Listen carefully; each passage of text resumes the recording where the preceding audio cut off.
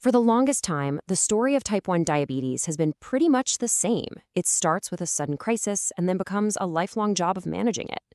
But what if that whole story is being torn up and rewritten from scratch? Because right now, we are stepping into a brand new era, a pre-symptomatic era. It's a total revolution in how we see, predict, and even delay this disease. I want you to just pause and really think about that for a second. What if you had a heads up, not days or weeks, but years, that a chronic condition was coming your way? What would you do with all that time? And get this isn't some sci-fi movie plot. This is real, and it's happening now. The framework is already being put in place for 2026. We've actually made the leap from just reacting to a diagnosis to being able to predict and prevent. So let's walk through exactly how science pulled this off and what it means for millions of people. To really get how massive this change is, you have to look at how things used to be. For almost everyone, getting diagnosed with type 1 diabetes has always been like a fire alarm. It only starts screaming after the house is already on fire. And that fire alarm? Well, it's often a trip to the emergency room with something called diabetic ketoacidosis, or DKA. It's a really scary, life-threatening situation. And for way too many kids and adults, that's the very first clue they get that something's wrong. The diagnosis happens in a moment of absolute crisis.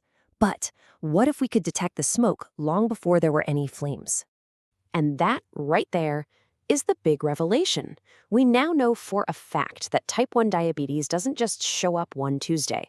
Nope, it's a slow, totally silent process, a countdown that can start years before you feel anything at all.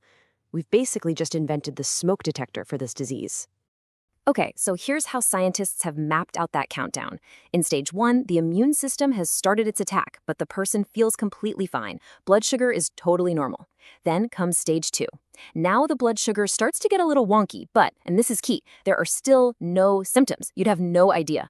Stage 3 is the fire alarm. That's the clinical diagnosis we all know when you need insulin. You see those first 2 stages? That is our golden window of opportunity. So how do we peek into that window? How can we possibly see what's happening years before a crisis? Well, we do it by cracking the code of the immune system itself. Science has figured out the exact breadcrumbs the immune system leaves behind while it's making its silent attack. These are the culprits we look for in the blood. You can think of them as a team of detectives, each with a special skill. GATA is the big one, showing up in almost everyone. IA is often the first clue in really young kids, and IA-2A and ZNT8 are the specialists that confirm the attack is active and help make the case rock solid. But it's not just about finding one of them.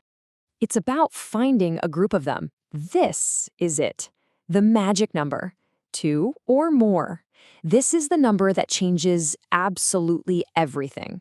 And this is why that number is so powerful. With one simple blood test, if we find 2 or more of these antibodies, the question is no longer if someone will develop clinical type 1 diabetes. The question becomes when. It literally transforms the disease from a random lottery ticket into a predictable event on the horizon. Okay, so predicting the future is amazing, but it's not enough, right? The real revolution here is that we can now do something with that information. We've moved past just knowing what's coming to actually being able to step in and change the timeline. I want you to meet teplizumab. This is the game changer. It's a type of immune therapy that doesn't treat blood sugar at all. It goes right to the root of the problem, that autoimmune attack. For people who are identified in stage 2, this therapy basically tells the immune system to just chill out a little bit, slowing down its attack on the pancreas. And the difference it makes is just, well, it's night and day.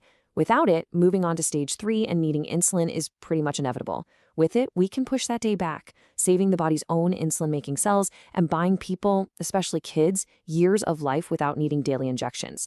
Now, this isn't a cure, but it is precious, precious time.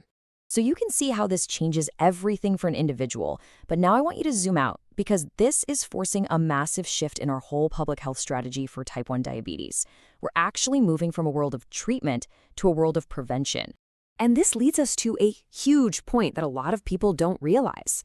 You'd think, okay, let's just screen people who have type 1 in their family. But the data is crystal clear. The vast majority of kids who get it are the very first ones in their family. And that's exactly why we need to think bigger about screening everybody. When you start to list out the benefits, it's just a no-brainer. We can pretty much get rid of those traumatic, life-threatening DKA diagnoses. We can give families time to get ready emotionally and practically. We can save biological function, improve long-term health, and studies are already showing it's just as cost-effective as other routine screenings we already do for everyone. It makes perfect sense. So, where does all this leave us? We've gone from a crisis in the ER to a predictable stage disease. We've created a therapy that can actually hit the pause button on it. The whole paradigm has shifted under our feet. And it leaves us with one incredibly exciting and hopeful question. If we can predict and delay, is total prevention the next stop?